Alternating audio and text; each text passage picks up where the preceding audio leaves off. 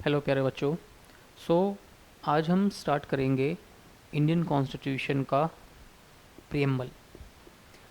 जब भी जुडिशरी में क्वेश्चन आते हैं, यूपीएससी में क्वेश्चन आते हैं, एसएससी में से क्वेश्चन आते हैं कॉन्स्टिट्यूशन पार्ट से, सो उसमें प्रियम्बल में से कोई ना कोई एक क्वेश्चन ज़रूर आता है।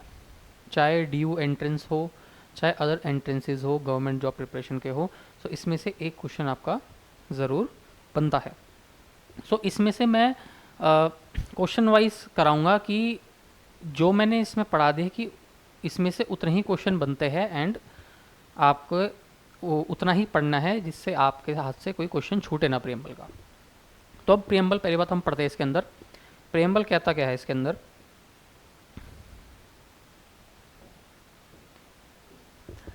We the people of India having solemnly resolved to constitute India into a sovereign, ये वर्ड्स जो मैं अंडरलाइन कर रहा हूँ इंपॉर्टेंट है, sovereign, socialist, secular, democratic and republic, and to secure to all its citizens justice, social, economic and political liberty of thought, expression, belief, faith and worship, equality किस चीज़ का? Of status and of opportunity, and to promote among them all fraternity, assuring the dignity of the individual and the unity and integrity of the nation. In our Constituent Assembly, this 26th day of November 1949, do hereby adopt, enact and give to ourselves this constitution. ठीक है, इसमें कई सारी चीज़ें हैं। First of all हम जो जो चीज़ हमने अंडरलाइन करी है वो चीज़ हम पढ़ना शुरू करते हैं इसके अंदर। सबसे पहले we the people of India क्या कहता है? चलो मैं तुम्हें एक जनरल एक आइडिया दे देता हूँ। प्रियम्बल से हम क्या समझते हैं? प्रियम्बल से हम ये समझते हैं जैसे आप 9th-10th या स्कूल टाइम पे नोटबुक्स बनाते थे, उसके सबसे आगे इंडेक्स बनाते थे। अब उस इंडेक्स को पढ़ के हमें पता चल जाता था कि हमारे नोटबुक के अंदर कौन सी चीज़ कहाँ पे और क्या क्या चीज़ उस नोटबुक के अंदर है। तो वही सेम चीज़ ये प्रियम्बल है हमारे इंडियन कॉन्स्टिट्यूशन का, कि जो बताता है कि हमारे संविधान में क्या क्या चीज़ें हैं। अगर हम सिर्फ प्रियम्बल को पढ़ते हैं तो सिर्फ प्रियम्बल को पढ़ने के बाद भी हमें पता चल जाता है कि हमारे कॉन्स्टिट्यूशन के अंदर क्या क्या चीज़ें दी गई है। समझ रहे आप? अब सबसे पहले आता है we the people of India. मैं इरेज कर देता हूं।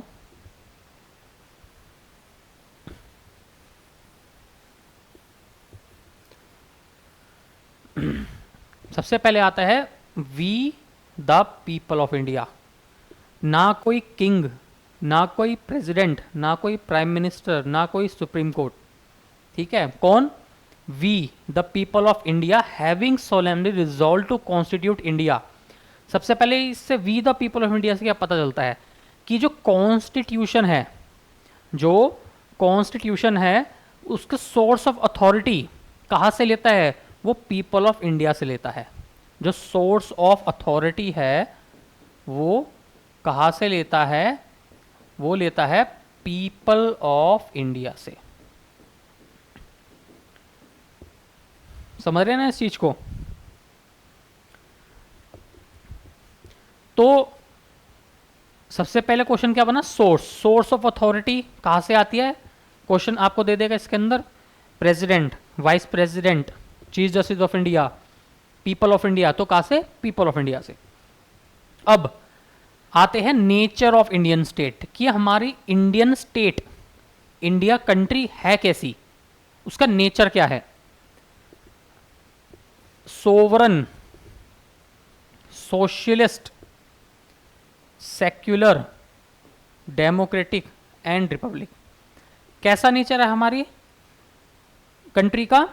हम सोवरन है, हम सोशलिस्ट है, हम सेक्युलर है, हम डेमोक्रेटिक है एंड हम रिपब्लिक है।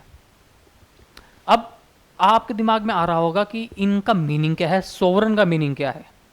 अब सोवरन का मीनिंग सिंपली ये है कि ना तो हम पहले हमें 1947 से पहले तो ब्रिटिशर्स के अंडर थे हम, ब्रिटिश इंडिया के नाम से। तो सोवरन करके हम क्या बता रहे हैं कि हम किसी के अंडर नहीं हैं, जो हमारी अथॉरिटी हमारे पीपल ऑफ इंडिया के पास है, हम अपने डिसीजंस खुद लेते हैं। हमारे लिए और कोई कंट्री हमारे लिए डिसीजन नहीं ले सकती और ना कभी लेगी। तो सोवरन का मीनिंग ये होता है कि हम अपने डिसीजंस खुद लेते हैं। दूसरा, सोशलिस्ट। अब आप कहोगे कई बच्चों को पता होगा सोशलिस्ट का मीनिंग क्या होता है, कई बच्चों को नहीं भी पता होगा। तो जिनको नहीं पता उनके लिए मैं बता देता हूँ सोशलिस्ट का मीनिंग क्या है। देखिए, सोशलिस्ट स्ट्रक्चर में क्या होता है कि मेनली गवर्नमेंट कंपनीज काम करती है, जिनको बोलते हैं हम PSUs, जैसे कि MTNL, जैसे कि BSNL। इसको मैं थोड़ा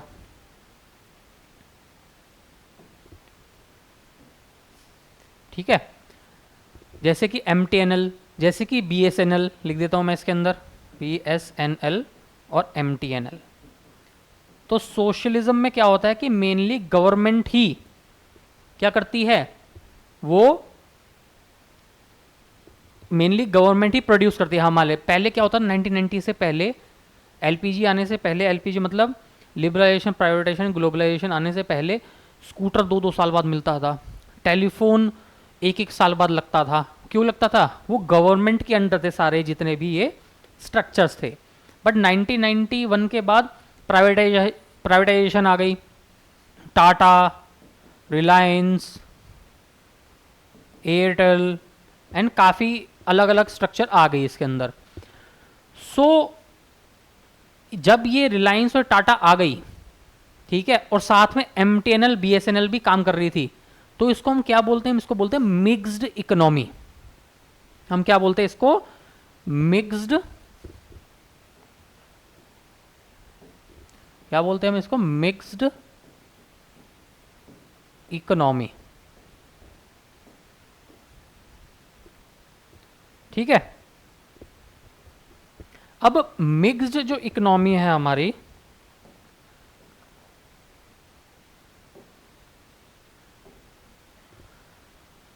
इसमें मैं कर देता हूं इसको डार्क,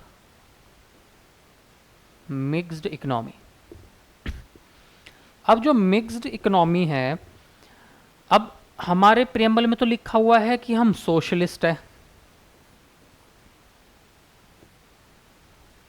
ठीक है, पर सर तो क्या बता रहे हैं कि जी मिक्स्ड इकोनॉमी है हम। सो हम क्या है, हम डेमो, जो हमारा स्ट्रक्चर है वो है डेमोक्रेटिक सोशलिस्ट स्ट्रक्चर है हमारा। क्या हमारा? डेमोक्रेटिक सोशलिस्ट स्ट्रक्चर है हमारा, जिसमें गवर्नमेंट भी काम करती है, गवर्नमेंट की कंपनीज भी काम करती है एंड प्राइवेट कंपनीज भी काम करती है। फिर से हम चलते हैं बैक साइड।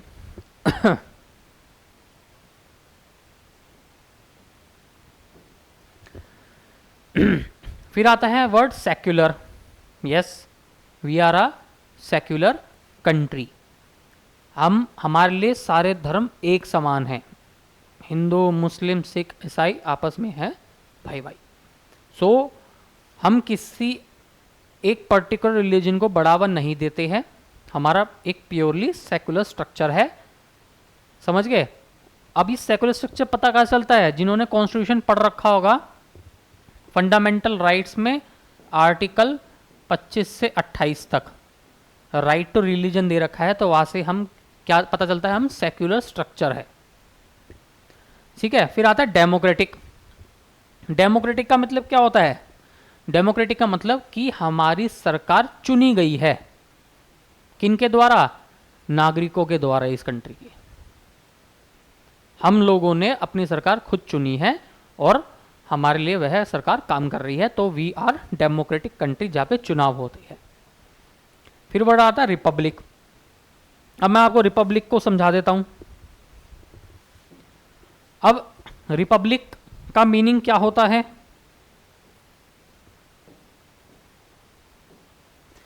रिपब्लिक का मीनिंग होता है head of state.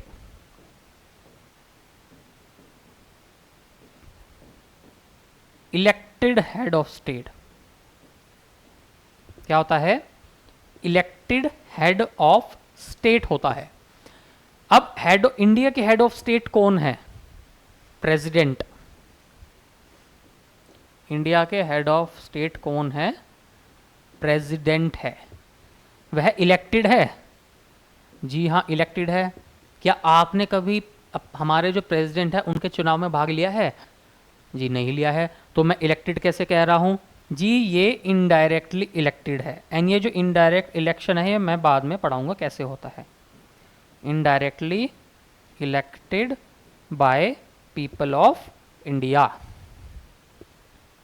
Indirectly elected by people of India. So we are Republic.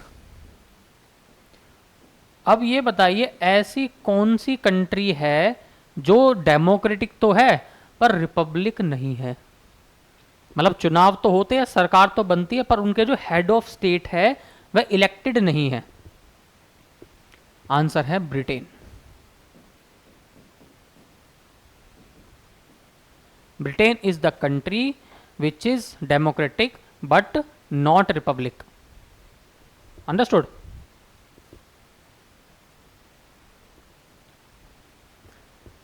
ठीक है। अब आते हैं, ये तो हमने समझ लिया नेचर ऑफ स्टेट कि इंडिया का नेचर कैसा है, इंडियन स्टेट का, कि हम सोवरन है, हम सोशलिस्ट है, हम सेकुलर है, हम डेमोक्रेटिक है, हम रिपब्लिक है। अब आता है ऑब्जेक्टिव्स। ये क्वेश्चन आता है प्रियम्बल में कौन कौन से ऑब्जेक्टिव लिखे हुए हैं? जस्टिस किस चीज का? Social, economical and political. Justice किसका? Social, economical and political. Liberty किस चीज की? Thought, expression, belief, faith and worship की। इक्वेलिटी किस चीज की? स्टेटस की एंड अपॉर्चुनिटी की। ठीक है। और किसको बढ़ावा देना? To promote among them all. क्या प्रमोट करना? फ्रेटर्निटी, भाईचारा, और डिग्निटी जो individual, and unity and integrity of the nation.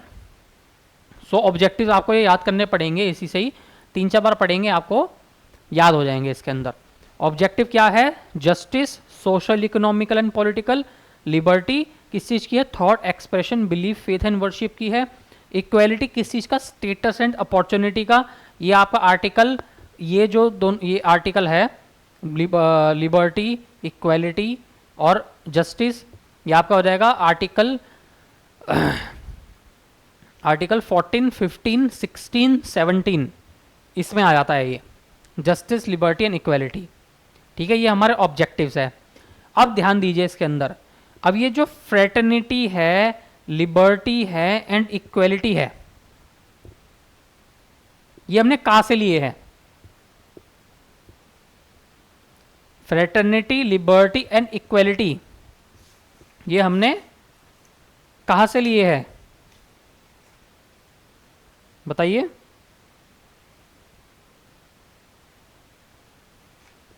Fraternity कहा गया, sorry, fraternity, liberty and equality हमने कहां से लिए? फ्रेंच रेवोल्यूशन से लिया है हमने, French revolution. Liberty, equality and fraternity ये हमने लिया है फ्रेंच रेवोल्यूशन से। समझ गए? अब ये दोनों पैरा आपको समझ आ गए। अब ये जो लास्ट पैरा है इसमें क्या बोलता है? एडॉप्शन, कि हमने कॉन्स्टिट्यूशन कौन से तारीख को एडॉप्ट किया 26 नवंबर ऑफ 1949। 26 नवंबर 1949 को हमने अपना कॉन्स्टिट्यूशन एडॉप्ट किया, ये लिखा हुआ है। अब ये किस पे बेस्ड है? ये प्रियम्बल हमने क्या सोच के लिखा, किस चीज पे बेसिस पे लिखा है? It is based on the objective resolution drafted and moved by Pandit Nehru. ये सीधा सीधा क्वेश्चन आने वाले हैं ये, मतलब अगर इसमें से क्वेश्चन आया तो सीधा आएगा, यही क्वेश्चन आएंगे। ठीक है। अब कुछ इंपॉर्टेंट चीज क्या है इसके अंदर वो देखते हैं। अब 3 वर्ड्स है कौन कौन से? Socialist, secular and integrity. मैं आपको उसमें दिखा देता हूँ। Socialist, secular and integrity.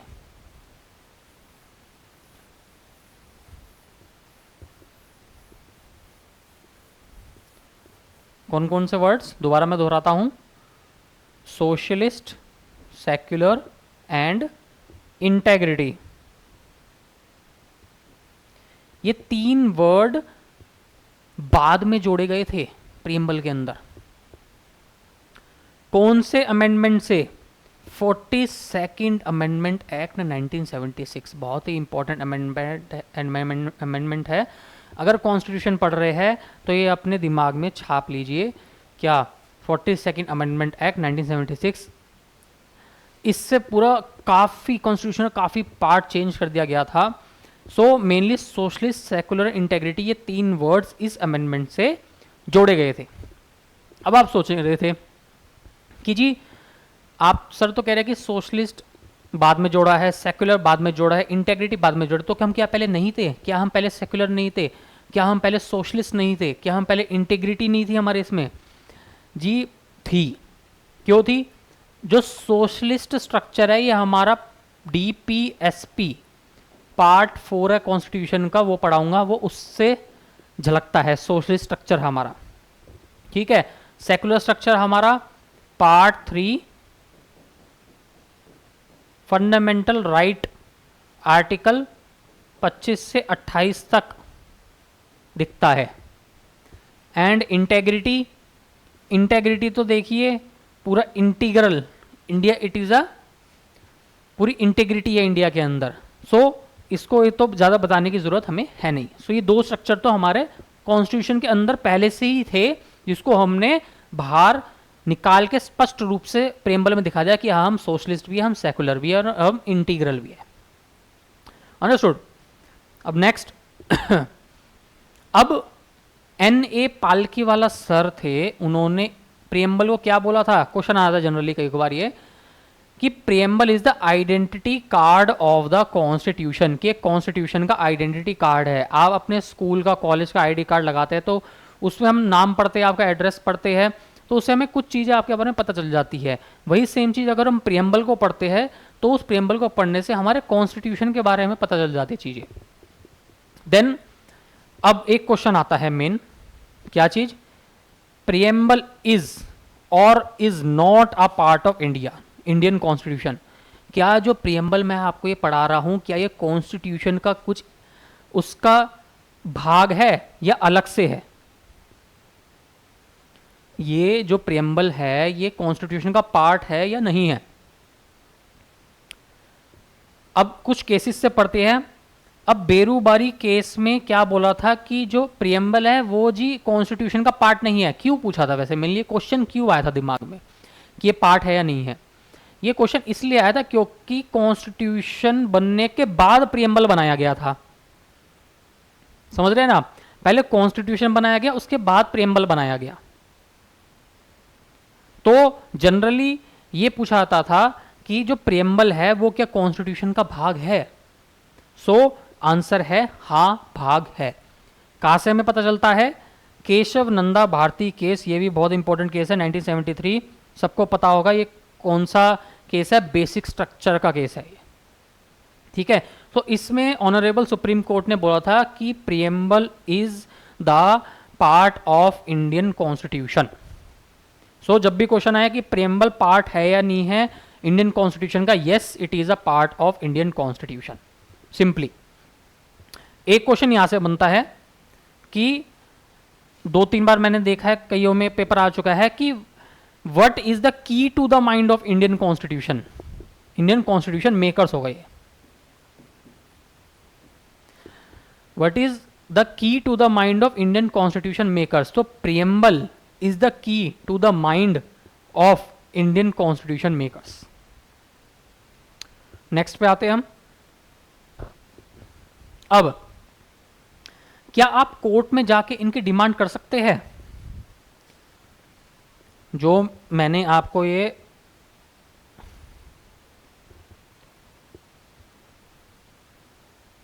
ये जो मैंने आपको दिखाया कि ये पढ़ाए sovereign, socialist, secular, democratic, Republic and objectives पढ़ाए, क्या मैं कोर्ट में जाके इनकी मांग कर सकता हूं? आंसर क्या होगा इसका? कईयों को बच्चों को पता होगा, कई बच्चों को नहीं पता होगा, तो नहीं, क्योंकि ये नॉन जस्टिसेबल है।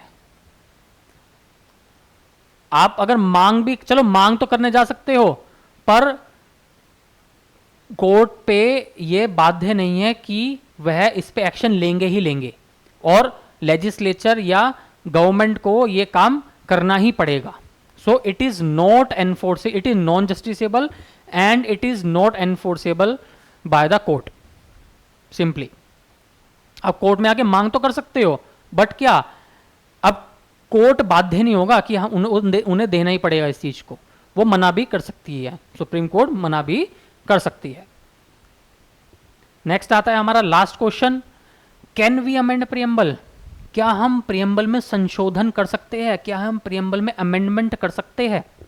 सो आंसर है yes, we can amend the preamble.